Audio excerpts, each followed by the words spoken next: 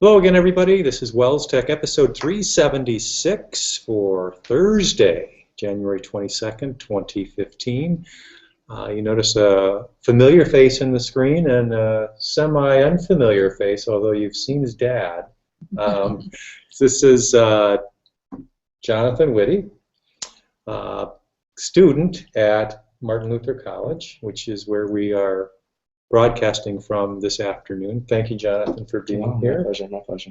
Sally, thank you for being here. You had a long trip over. Actually, thank you for being here. What a treat for us WELSTechers to have you at Martin Luther College in lovely New Ulm, Minnesota. We'll explain why Jonathan's here in just a minute, but I've been kind of touring Wisconsin and Minnesota the last couple of days. Tour.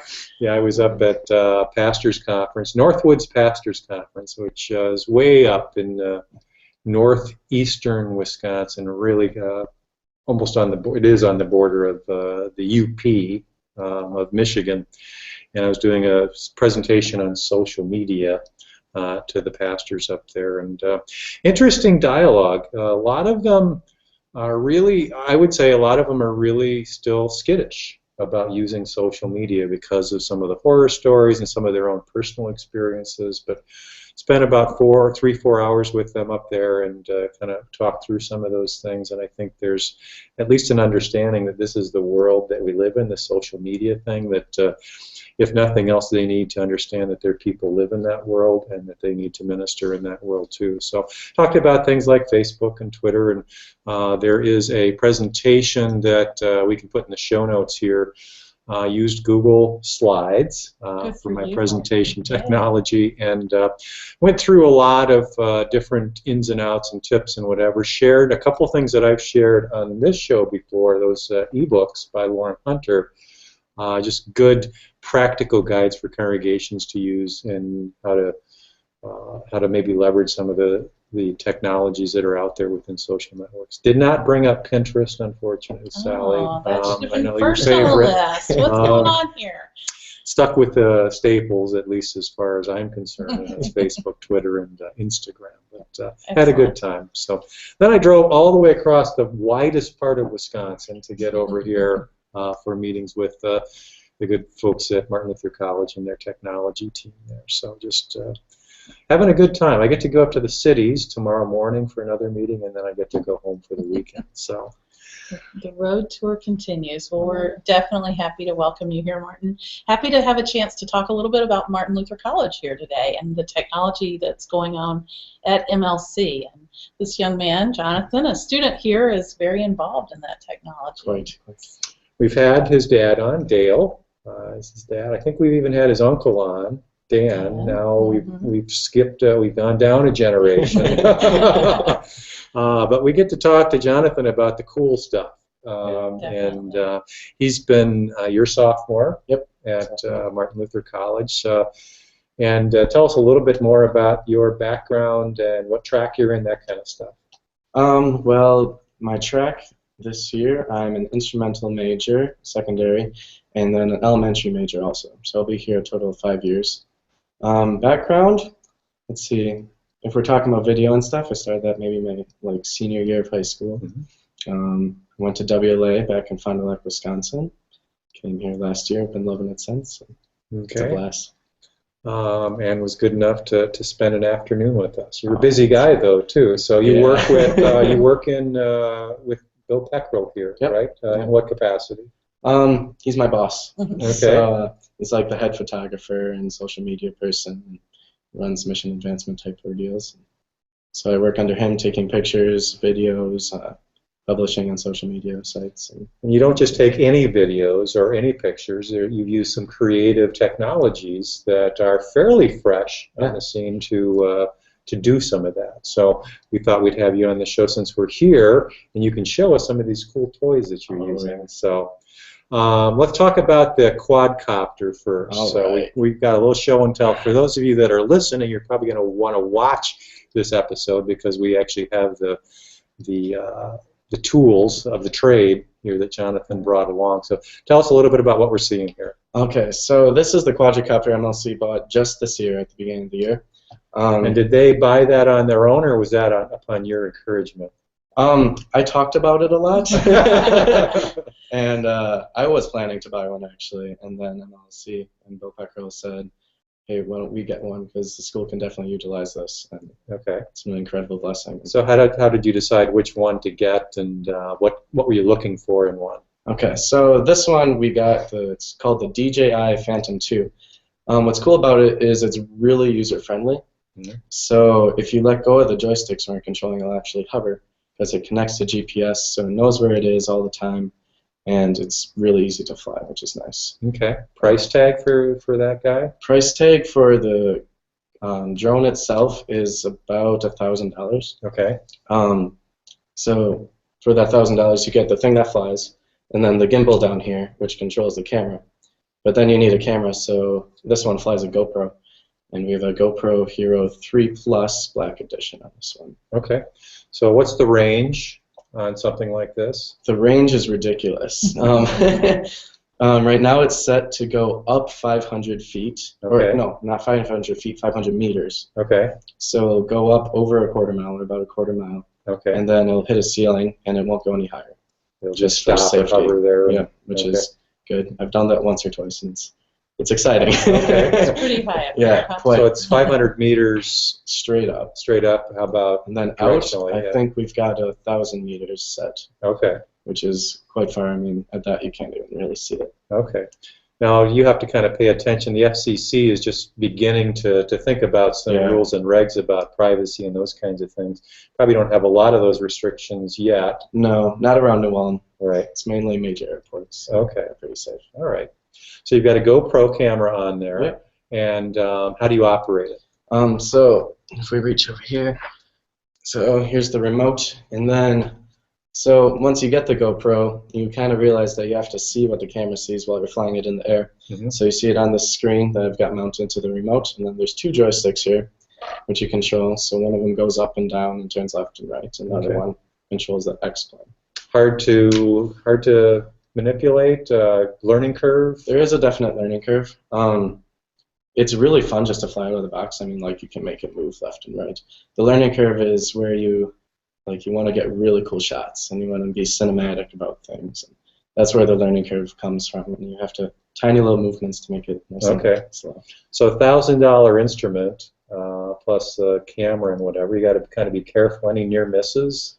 I've hit a tree once, but Apparently not enough to do too much damage. no, it's quite durable, Okay. which is really nice. Yeah, it's kind of almost a plasticky, huh? Yeah, it is plastic, but even though it's white and kind of looks toyish, it's built quite well, Okay. which is nice. So when you were trying to pitch the idea to college, what was the pitch? What could you do with this that would be useful for the college? Well, for us, every year or every other year or so, we would be taking a helicopter up and take aerial pictures. Oh, really? Yeah. I did not know that. Yeah. Okay. So my freshman year, I actually got to go up in a helicopter and Okay. take pictures of the campus. But with that, you get a 15-minute flight for maybe about $300, Okay. which is, it gets to be a little bit ridiculous. And you're higher than this would be able to get. I mean, you've got a much lower altitude Yeah. and maybe more meaningful imagery. Mm-hmm. Yeah, so the helicopter, you get to take up bigger cameras, but this is more fun because you get to control where you're going. Right. Do it whenever you You want. get that fly-through, experience as well. Okay. So that's quite fun. So you can take still imagery and video with Yeah, the camera That's there? the really cool thing about the GoPro. So you have to set it to take pictures or video before you take off. If you have the Wi-Fi on the GoPro and on here, they cancel each other out. You don't do that. So that's bad.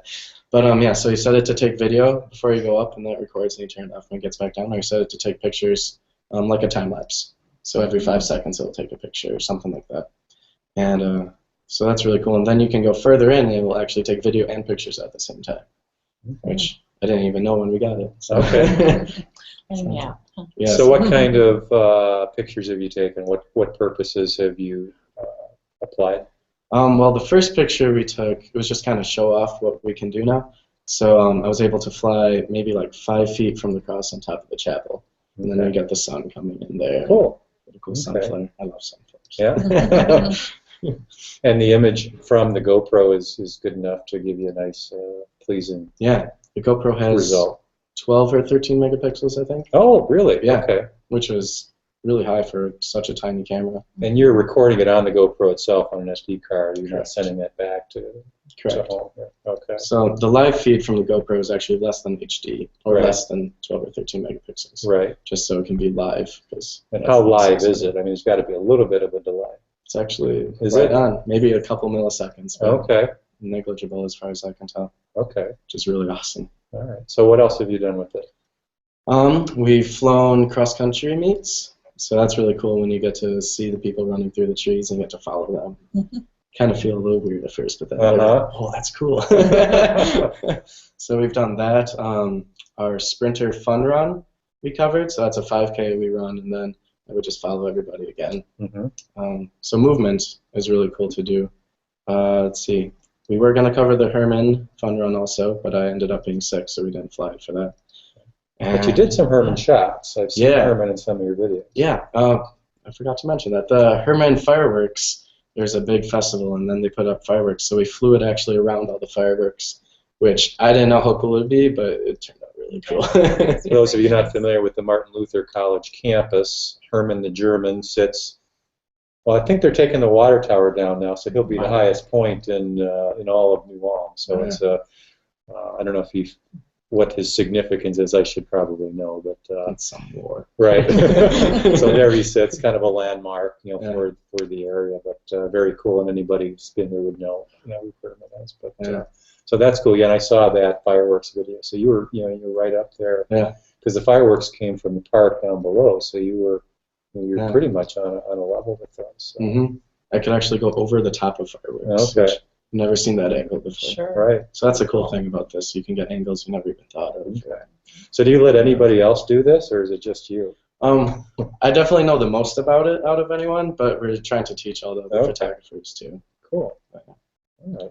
So Professor Peckrell he's flown it a couple times. One of the other photographers has flown it a couple times. All right. That's that learning curve and finding time. Minus the price of the helicopter, it's probably a good investment if you're doing that kind of stuff. Plus the visuals that you couldn't get that I'm sure are really cool for parents to see their kids run across country or whatever. That's a neat tool. Have you done any indoor things? Is it possible to fly it inside? We actually just did a couple weeks ago.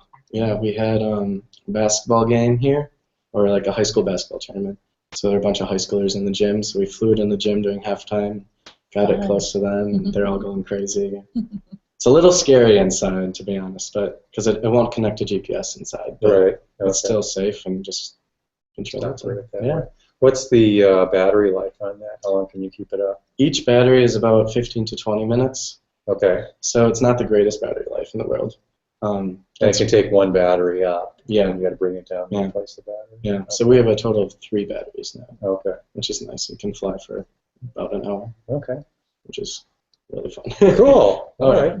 What else did you bring? What other cool stuff? Well, let's see. So this is school's equipment, and then I brought something I own myself. Brought a good old glide cam. It's called a glide cam HD 2000 right here. So this does essentially what the gimbal on the quadcopter does, except it isn't electronic. So this stabilizes any footage and just balance it, and you get to move it. You'll see those on pro football, sporting events or college or whatever, just so that it allows you to move. Yeah. And have no camera shake. Exactly. Basically, right. Yeah. So let's move by. How have you used this?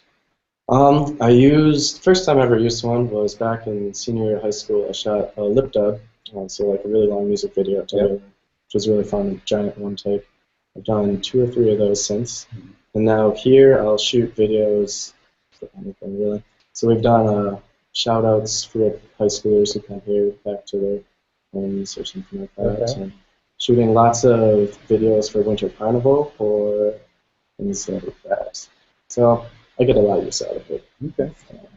And all of these things feed into MLC's social presence, because you can find a lot of these videos on the Facebook page, and we now have an Instagram account. We were kind of instrumental in starting that as well. So what kind of pictures do you post on there, and what's been the reaction to that?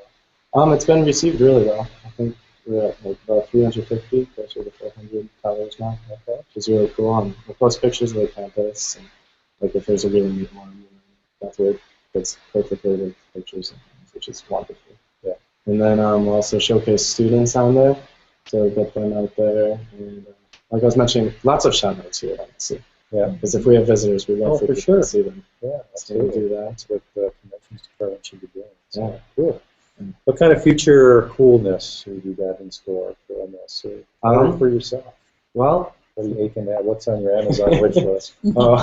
More camera stuff, of course. I've got my eye on a couple new cameras, and yeah. Future coolness. We actually just shot a giant snowboard video. So giant snowball fight the other weekend. With the quadcopter? With the quadcopter, with this camera, and with 4 other GoPros. Okay. So, how giant is giant?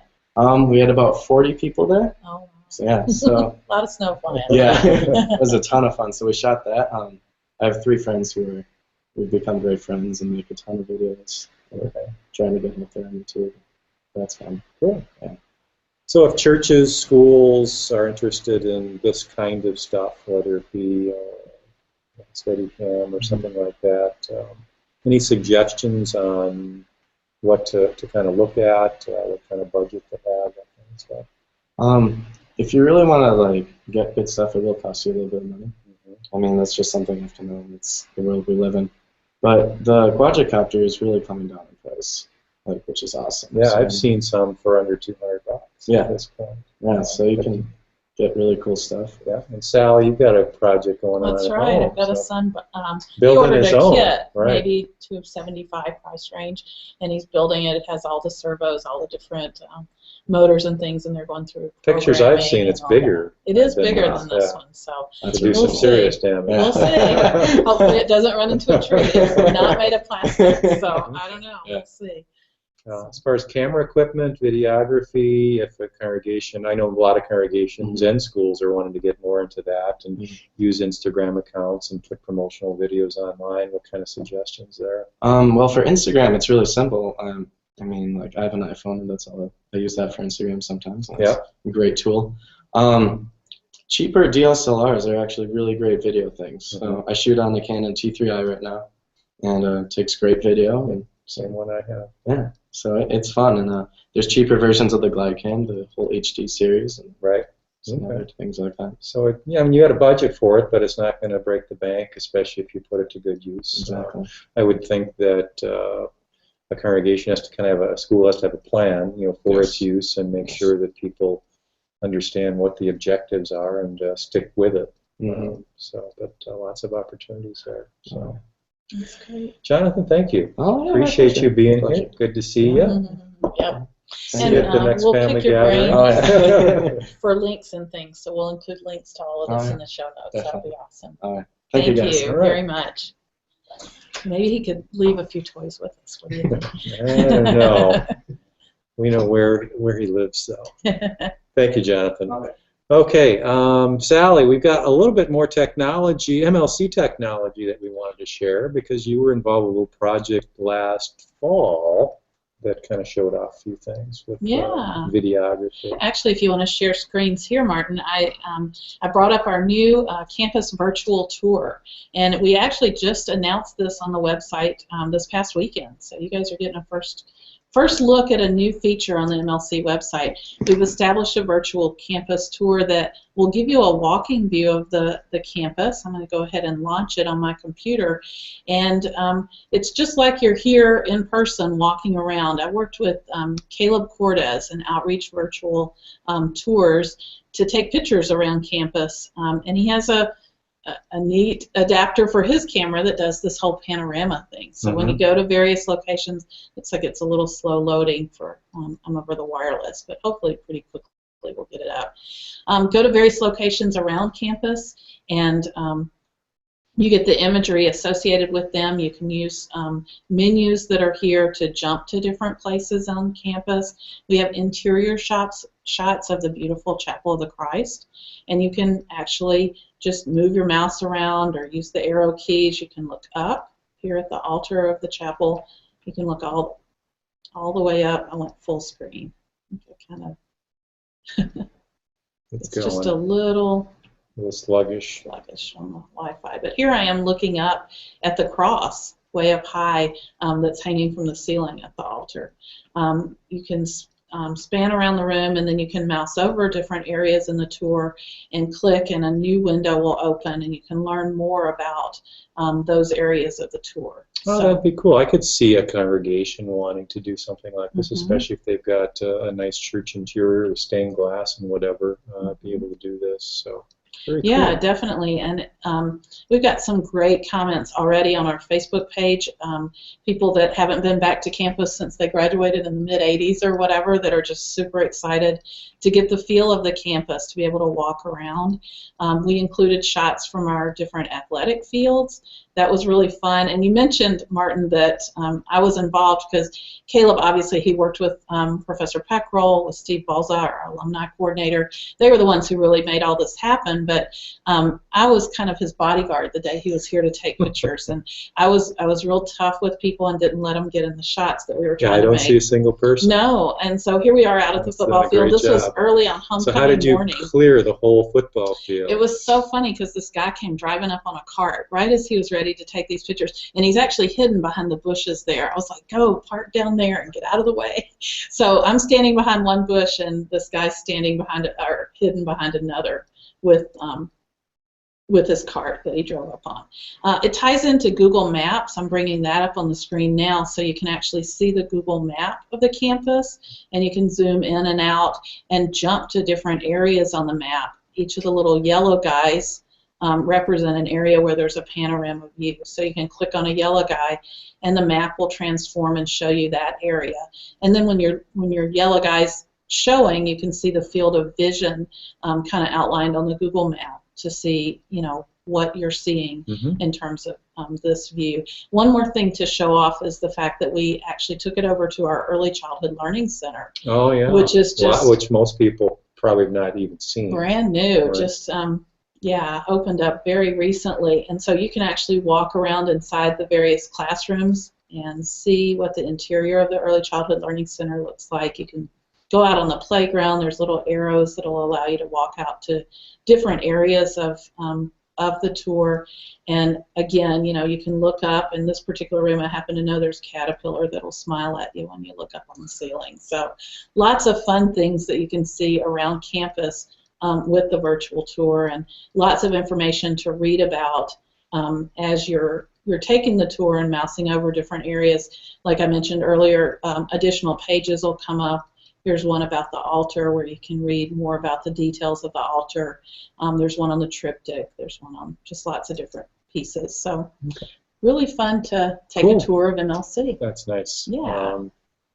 And I would think a tool that could be used, like I said, from a lot of different perspectives. If somebody wants to show off their school, a prospective parent may really enjoy kind of a virtual tour of where their kid might go to school the next year in kindergarten. So. Yeah, Caleb was great to work with. He's actually a WELS member in the Madison, Wisconsin area. Took it back, and took him a little while to compile the thousands of images that he shot that day. And we had to get the light just right. We had to make sure there weren't people and all of that kind of stuff. It was a fun project. Cool. Yeah. All right. Let's. We're gonna kind of have an abbreviated show, so we're not going to do all of the features, or at least in all their glory. But we will do ministry resources, and we found on one of my favorite sites, Church Mag. It's kind of a weird URL, churchm.ag. It's Church Mag's the name of the site, and they provided a what they call a Dutch Girl's Guide to Becoming a Better Writer series. And kind of a neat title, but it's a, multi-part, 10, 11-part series on becoming a better writer. And that is, let me share the screen here. That is one of the things that almost all of us would like to get better at, and some of us are in the business of being writers, whether that be sermons or what have you. But just some good, I think, real solid types of tips. Purpose-driven writing, how to write a good story, crafting an effective testimony, tightening your writing. 3 words you can almost always, Cut. Yes. So more the editorial concise. process. Mm-hmm. Do you have rhythm? I think just a nice little series, and they're not long articles, but I think they're very pragmatic and would help anybody kind of fine-tune their writing skills. So from a religious perspective. Too. Absolutely, on Church Mag's site. We do a lot of writing for the web nowadays, and use that as one of our primary communication tools. Yep. But there's lots of people that write newsletter articles or whatever. So definitely good tips to keep in mind. All right, we do have a little bit of news in tech because CES, the computer or the Computer Electronics Show? Consumer Electronics Show, thank you. Was again held in Las Vegas, the biggest show for consumer electronics. Lots of TVs, lots of new computer things, gadgets, what have you, is all on display there. Auto technology, etc. And we wanted to at least share with you a kind of a recap. CNET does a great job at doing a recap, and we found an article that would help to do that. Right. It's actually kind of a whole mini site where they've captured the best of CES, and they do have a particular article that mentions tying it all together and the best of the best kind of thing. So we'll have links to the site and the final word as it's featured here on the CNET site. So check that out in our show notes. Good. Let's move on to our tips or picks of the week. Sally, what's your pick this week? Mine's pretty simple, Martin. I came across this list. Actually, I started grad school last week, so I have congratulations, a whole new world. Now. Yeah, maybe I'll learn a little bit to share on the podcast. And I did right away because our instructor right away said you need to shorten your URLs, and here's a link shortening list. So if you're looking for a link shortener, there's no shortage of them out there. And no shortage of link shorteners. That's I right. see what you did there. Yeah, clever. And lots of different features that they offer depending on what you're looking for. Perhaps you can find something to fit those needs. And so we'll just include a link in the show notes. I just think it's really great in terms of a communication plan to have a good way to share links and share them concisely. And it's not just about shortening links, it's about the tracking that you can do of those links. I know I use Bitly, you use Google a lot, and you can go to either one of those tools and see how many people clicked on those links, when they clicked on them, just some good analytics, and that's just good stewardship. If you're doing this, you're getting the benefit of crafting a URL, and not only does it shorten it, but I think if you sign up for their service, and most of them are free, you can handcraft the URL, so you can make your own. Customize it. Yep. So specify if it isn't already taken, and then obviously you get the analytics that go along with it. So.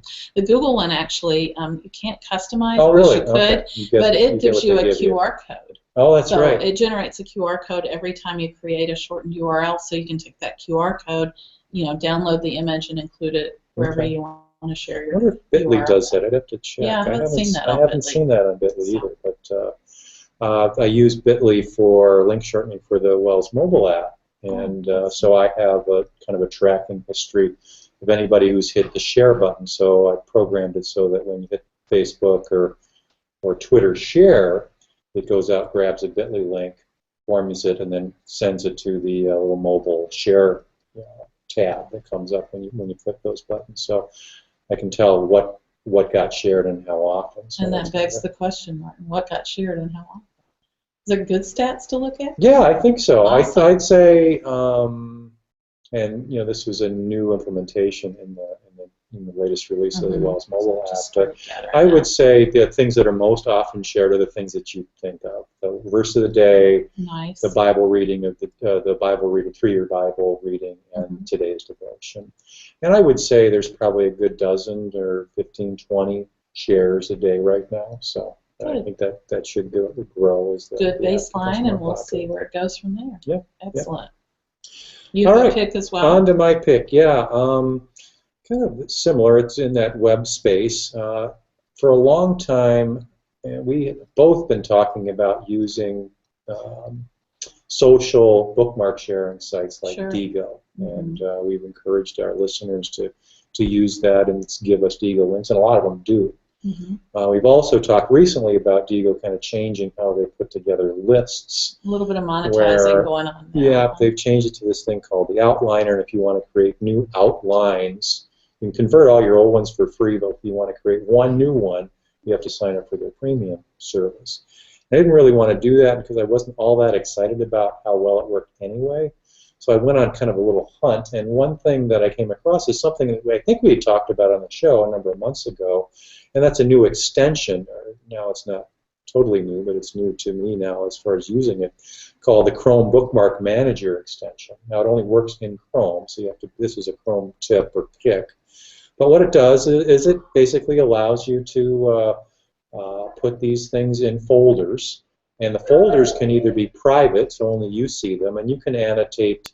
You can give them a little title or note so you can remember why you bookmarked it, categorize it. They don't have tags, which I don't really understand why. You have to really create a folder for each one. But you can also make these folders public.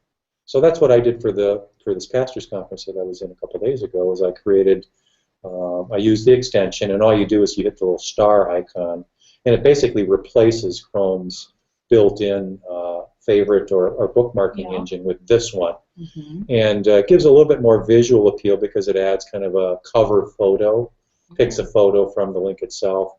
And then also gives you a link, a shortened, or not a shortened link, but a static link that you can share so somebody can view your public folder. So I can keep adding things to this list or to this bookmark folder, and the link will still be valid. So. Do you have the ability to organize what order they are? It's the order you added them, huh?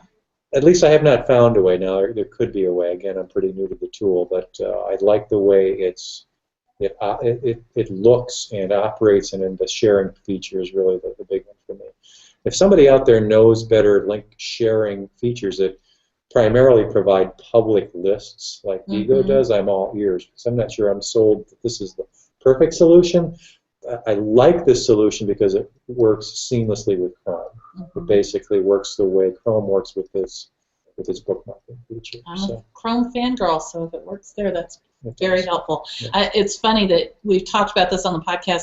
I saw that Gail Potratz had asked the question in the Wells Google Schools group as well, so I'll have to circle back and see if Gail's come up with any solution. She had the exact same issue. Can't believe they're taking away my list. I believe we have a whole session on this link sharing at the WELSTech conference, don't we? Wow. Isn't Shelley Carson's doing something on that? Something along those lines, yeah. So something to look forward to. I might have to attend that WELSTech conference. I know I am. So. Sounds like a lot of fun. All right. Maybe we should talk about the WELSTech conference now, since you brought it WELSTech up. conference, July 9th. I know this by heart now. July 9th through 11th. The 9th is pre-conference workshop, so we have half-day sessions. Do we have any full day? There's some that are both, two parts. Yeah, 2 parts. Beginner and advanced kinds of workshops, and then all-day sessions going all day on the 10th and 11th at Country Springs Hotel and Resort in Waukesha, Wisconsin.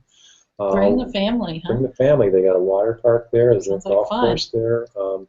Yeah, and we're going to geek out with all kinds of sessions. We've got different tracks for pastors and classroom technology and communications, web, system administration. So something for everybody. The venue's great, and we've got probably 100 sessions that people can sign up for. Isn't that amazing? Yeah. Yeah, I'm super excited about it. I'm going to have a hard time picking where I'm going to listen in. Yep. So, Wells.net/WELSTechConf is the website. So if you want to sign up, registration will open February, early February 1st. And you can read all about it now. There's a sign-up list if you want to kind of stay up to date on some of the things that we've got going there. So go to that website. And great keynotes we have scheduled, so I'm looking forward to it. Lots of good stuff to come.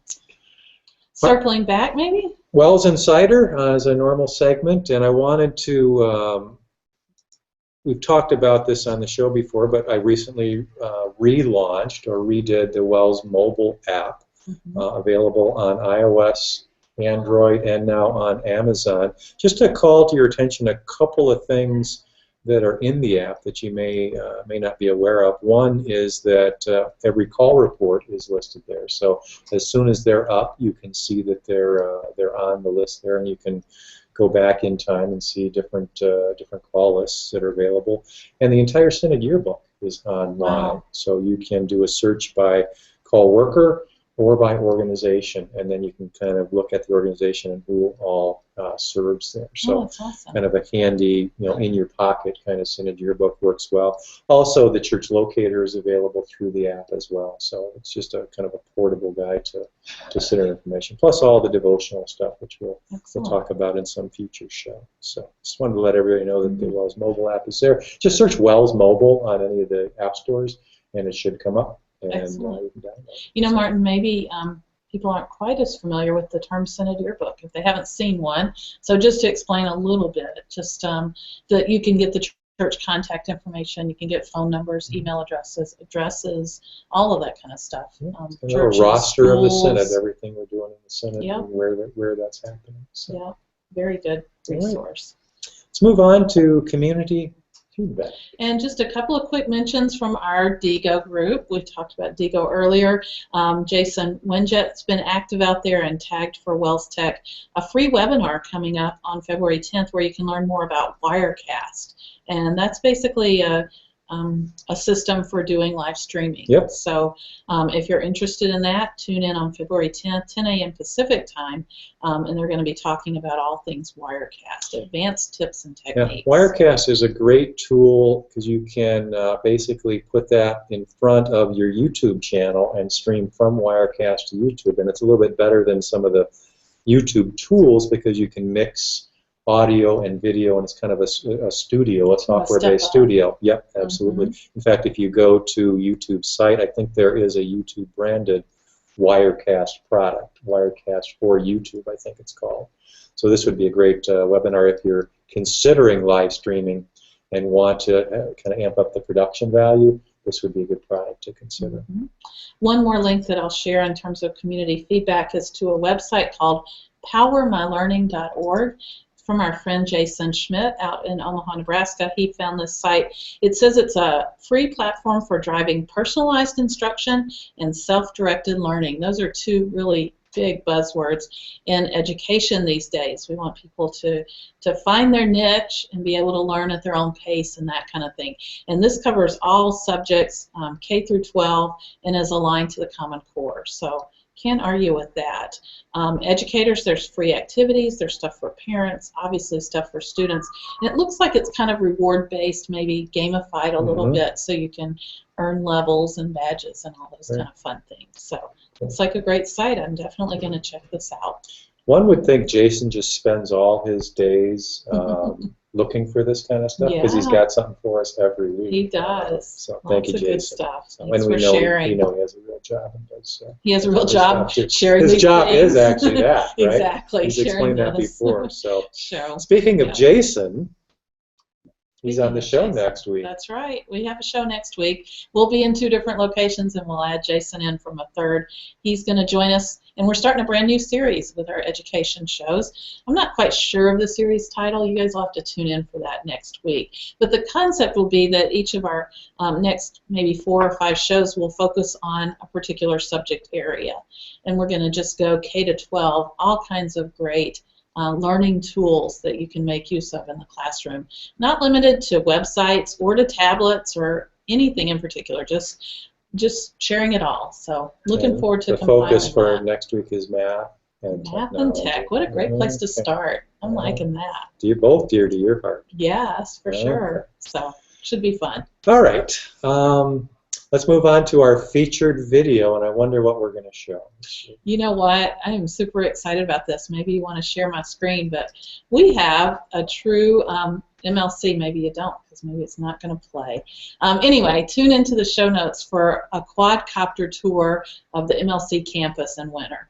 MLC's First Snow is the title. Oh, there it comes. And we start up high, we go down. My van even makes an appearance. There it is, right there. So I am represented on this video. So for those of you longing for snow, this is the video to watch. Yeah, beautiful tour of the campus. All different angles and heights and in and out of different buildings and things that are true to our heart if you're an MLCer. There's lots of fun stuff to see here. This epitomizes MLC for some. Yes. Yeah. So thanks, Jonathan Witte, to your great videography. I think it'll be fun for our viewers to have a chance to see some of that. We're going to include it. Hopefully we'll see spring flowers in some future Yeah, video. we'll feature one of those real soon. About hopefully. June.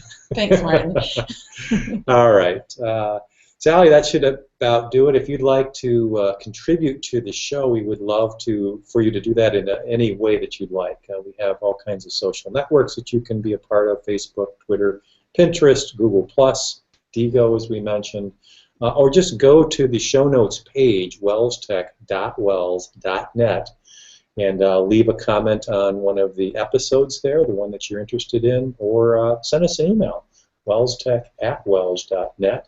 And we receive those and share those as appropriate, and we'd love for you to participate. If you'd like to join the show live, you can ask questions as we're conversing, as we're talking about different topics, and it's easy to do that too. WELSTechLive.wels.net, where we get you hooked up with us live. We normally do the show Tuesdays 4 at p.m. 4 o'clock Central, That's with right. the exception of today. So. Yeah, today was special. All right. Thank you all for joining us. Again, our thanks to Jonathan for joining us, sharing with us some very cool things. And thank you all, and to see you next week. God's blessings.